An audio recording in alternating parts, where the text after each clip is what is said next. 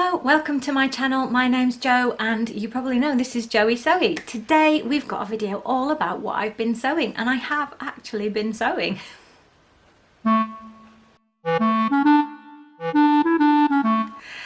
Today we are on May right now.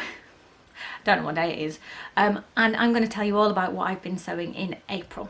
So the first things I've been sewing, I'm not going to show you. I did so much altering last month for me anyway. I mended a pair of my own trousers, I fixed pairs of boys' trousers, I altered a pair of my husband's trousers, I did a major alteration for a friend of mine who's got a really difficult to fit body shape and she really struggles to find trousers, so I did a huge alteration on a pair of trousers for her, and I did a couple of simple trouser alterations for a friend in the village. So yeah, all the alterations, and because they're all trousers, not surprisingly I didn't sew any trousers of my own last month. It's all been about tops. I think I said a while ago that I feel like I either do all bottoms or all tops, and it does seem to be that I kind of do that, which is a thing. So this time it's been all tops. I'm wearing the very first one. I'm gonna have to step back to show you what it looks like. So here it is. I'm gonna tuck it in. It's the Carme blouse from Pauline Alice. I have made this before. I'll link to the video up there somewhere of where I've made it before. Now I've tucked it in, I'll step back. So I prefer to wear this half tucked at the front and a little bit baggier at the back. I haven't checked in the mirror how that is styled, so it could look really dodgy. Let's check in the mirror. Mirror's here. That's fine. So this blouse is the pattern has long sleeves. There you go. A sleeve that goes all the way from one end of your arm to the other. I'm in a very silly mood today, aren't I? It has a button placket that goes part way down, so I will go down and show you that. So the button placket goes from the top, strangely enough, to there. So it's a half button placket, and it's really, you can do it up, but you feel a little bit like you should join the clergy if you do it up, I think. I guess there's some style reasons why you might want to do that. The collar is really close fitting if you wear it done up all the way to the top. So I prefer to wear it with a couple of buttons done up, and then it's a bit more casual, a little bit more drapey. The sleeves have cuffs, but they're narrow cuffs, so that's the size of the sleeve, and the sleeves are gathered into the cuffs. And there isn't a sleeve placket, that's what it would be called in a traditional sense, in the way that this is a button placket with a pointy end. It is a bound sleeve vent, it is called. So you take a little rectangular piece of fabric and you bind this. Now I did a blouse making skills series, and the blouse that I based that on was this pattern. So I will also link to that series with little links during the video, but also at the end, so that you can see in more detail how the construction works, because it is this. Now the one thing that this top shirt blouse, it's a blouse. The one thing that this blouse doesn't have that the pattern does have, and I really like about the pattern, is that it has a bib and it has pleats. So for this option I just completely eliminated that, and it's very easy to do in the pattern because you have a front pattern piece which, if you're doing the bib, basically has a big scoop out of it, and then there is a second pattern piece which is that scoop. So if you don't want to do the bib and you want to do it a bit more simple like this version, then you just, when you cut it out, you just put those two pattern pieces together on your fabric and cut it that way. It's a really simple hack. Couldn't be more simple, really. There's no cutting, alteration, as long as you remember that they've both got seam allowances on them of, I think it's 1.5 centimetres, the pattern does state. Then, yeah, so you just place it on the fabric with the two pieces together. Simple as it could possibly be. So that's the difference. This fabric is, I think technically it is described as a spun viscose. I think the spun part of it is about how the thread that makes up the weave of the fabric, the way that's twisted, I think. But basically it's really drapey. I've also used this fabric before to make a hack of this blouse last summer, and again I will link that up here, down there, in many places. Last summer I made a sleeveless version of something extremely similar to this. I tried to do a hack which was more of a V. It was when it was so hot. So yeah, if this looks familiar, it's because it is. And actually what had happened when I'd made that blouse, as I'd intended to make this blouse, and it was so hot that I cut out the sleeves and the body, and I thought, oh no, I'm gonna melt if I try and make this. I'm not making a long sleeve blouse in the biggest heat wave that I've ever experienced in my life. That seems a bit mental. So I didn't make a long sleeve blouse. I put the blouse bits cut out, because they were already cut, into the packet with the pattern, put that away, made the sleeveless blouse last summer, and then when I came to cut out a different version of this, which I'll show you in a second, I thought, oh, hang on, I've got enough left of that umbrella fabric, which I love this print, by the way. It's really great. I've got enough left of that fabric. I've already got the sleeves cut, so why not make two at once? So that's what I did. I made two at once. So I've hinted, I've made another one of these this month. I've made two. I'm just going to backtrack a tiny bit. So I said I've made this before, and I have. So I have shown you them on my channel before. And again, I'll try and remember to link to them. I know for a fact that each of them feature in the thumbnail. So if you're looking for these, just go to the videos on my channel and scan through. You'll see them in the thumbnails. You'll recognise the fabric and me wearing them. It's when I had long hair, and you'll be able to find the right videos. So I made it last summer. I made it in this stripy. Well, actually last spring, probably about a year ago. Must be what I want to make at this time of year. And then this, it was my Liberty print fabric. Oh, I love this. And I have, it's funny, I'm trying to dress a bit more like a grown-up. It's hard. I don't know, it feels quite hard. But this blouse makes me feel like a grown-up when I wear it, which is a win. And I feel awesome whenever I wear either of these, because they are fitted enough that they're flattering, but they're loose enough that I don't feel like I'm in a straitjacket. And I think they tick their look like a grown-up box. So I really love it.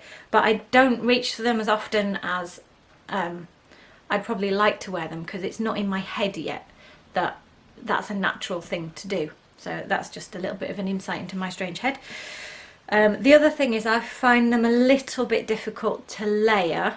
So when it's colder, and I get cold very easily, personally I don't find them easier to wear.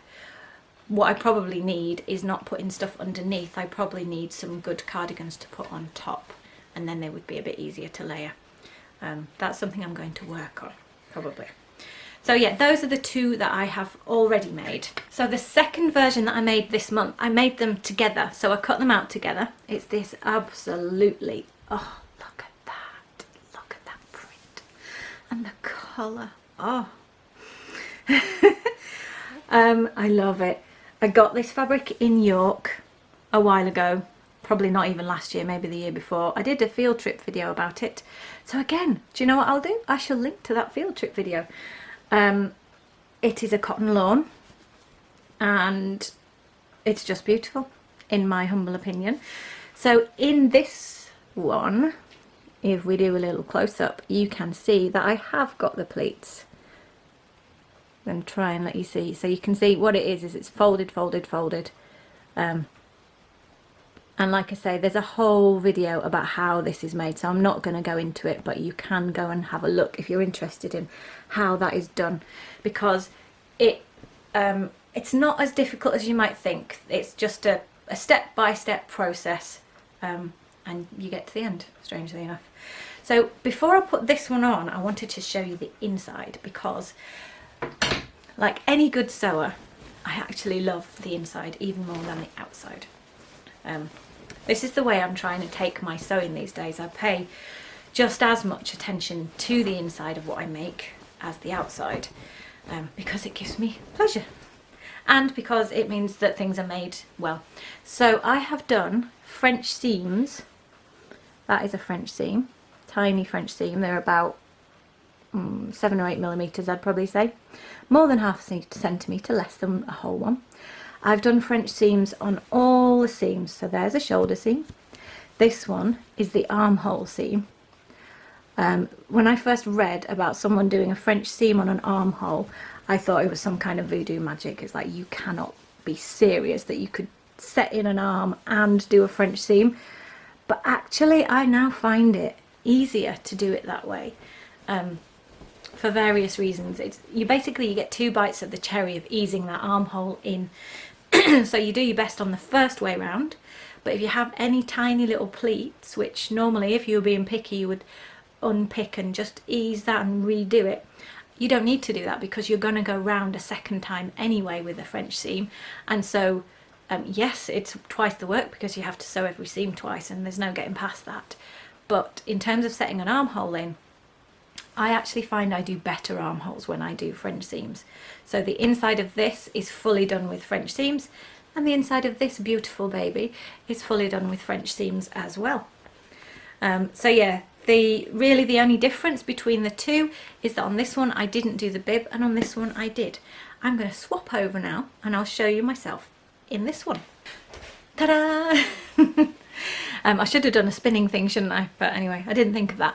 So this is the second one. So this is cotton lawn, not quite as drapey as the spun viscose, just because the fabric isn't quite as drapey, but it's still very lightweight, this fabric, and the cotton will be really breathable. So I was just tucking it in again. So there we go. I've got the half tuck thing going on. There's the back, and this is how it looks. I think this colour looks incredible on me. It's definitely my colour. Blue is my colour, and oh, I love it, I love it. I've said that a few times already, haven't I? But I really do. So there is, let's go down a little bit. There is your bib. And again, I wear this one with the buttons open. That's for the words I'm struggling for. I do find on the fit, I think the shoulders on the pattern are not quite balanced for me because it tends, so my centre shoulder line must be about here, but the seam line is there, so clearly it's not quite balanced. Now, to be honest, it feels perfectly comfortable when it goes to the back. Maybe one day, if I'm playing around with fitting, I will bother to change that, but that's not this day. So this is what the blue one looks like. If you watched my last video, the fabric haul, the hoodie fabric haul, you will have seen a little sneak preview. I didn't tell you that this was a new thing, but I was wearing that in that video. I loved the fabric when I bought it and I didn't have a plan for it. But yeah, have I mentioned that I really like it? The last thing about the pattern that I didn't mention that makes it a lovely transitional piece is that it has what are they called? I cannot remember what they're called. Sleeve tabs, I think that's what they're called. So there is a bit of fabric and it is sewn inside. So it's sewn, here's a button, yeah. Inside there, the piece of fabric is sewn in this version and I can feel it. Ooh, it goes down there at the moment, that's where it's hanging. It's to there, but it hangs loose in your arm. I never feel it. And then if you want to roll the sleeves up, you can, like that, and then you have a little sleeve tab. And the sleeves roll up to pretty much elbow length, so that's really great when it does get warmer and you think, well, I didn't want a long sleeve, so I can't wear that gorgeous blue blouse that I made. But you can, because you can roll the sleeves up. So I do like that, and you could add a sleeve tab to any shirt really. It's extremely simple. You do have to have a button showing on the outside, because of the way it works, but it's a really simple thing to do and this pattern would tell you how. But I made 2 blouses, I made all those alterations to trousers. I also finished something I showed you 2 videos ago. So I think when I did my what have I been sewing in February and March, did I do that? Oh gosh, no, I think it was longer ago than that. Anyway, I think I originally made this around November. It's that long drapey cardigan, so for those wonderful people among you, you're all wonderful. I made the skeleton of this way back months ago, and then I got stuck because I didn't know what to do to finish the edges, so I asked for the wise and wonderful advice of the YouTube world, and you gave me loads of different ideas. Binding it, lace, I can't remember them all now. Go to the comments on that video, which I will link, and you will yeah, you'll see loads of different ideas if you have a dilemma like this. And what I was holding back was like, I don't want to hand sew that whole edge, because if I step back, you will see, I have to step a long way back, you will see that it is a cardigan that goes all the way down to my knees. It's not meant to meet at the front, it's meant to sit open. It's 3/4 length sleeves, it's very simply shaped. It's a rectangle, slightly dropped sleeves. I drafted it partly following a cardigan I got myself from a charity shop, and partly following a tutorial on the Stitch Sisters website, so I'll link to that too, so you can see that if you're interested in making something similar. What I decided to do in the end was to bite the bullet and hand sew all of the edges, and I will zoom in to the hand sewing I did. I have no idea if I'm choosing a good bit of hand sewing, but let's keep it real. So that is what I did. I used embroidery silks all the way along all of the edges. The underside doesn't look quite as pretty, but it looks a little bit pretty. It's meant to be fairly, oops, let me show you what you can actually see. So it's meant to be fairly invisible on the underside, and then on this side it is an embroidery stitch called chain stitch. And I decided to do something that was deliberately visible. It's a light blue. I had this embroidery silk ages ago, like years ago. I got given a whole bag of embroidery silks from someone who had started doing a massive embroidery and then decided it was not their thing. I followed it out of this book about black work. Black work is basically embroidery just using black thread. Generally speaking, you can do some amazing things. And it also, as well as that, it has some stitches in. So where's the one about chain stitch? So you'll be able to find tutorials on YouTube about chain stitch, I am sure, but I just wanted to show you the basics of how it works. It's almost as simple as a running stitch. You put your needle up through your fabric and then down, this is on the right side, through the same hole, and then before it all pulls through, you come up again a little distance away through that loop, and then you pull it and you end up with your first chain, and then you go down back through the same hole. Before you pull it all the way through, you will have a loop, so you come up through the loop and then you pull it and you'll have a chain, and it's as simple as that. Yeah, and if you do it super neatly, then that's the kind of results that you get. So of course you can look up a tutorial to how to do chain stitch, or even buy yourself a lovely book. It's a fairly basic embroidery stitch, so it'll be in most embroidery books. And that is the stitch that I chose to do. So I did it all around the armholes, I did it all around the edges of here, and I finally finished this cardigan.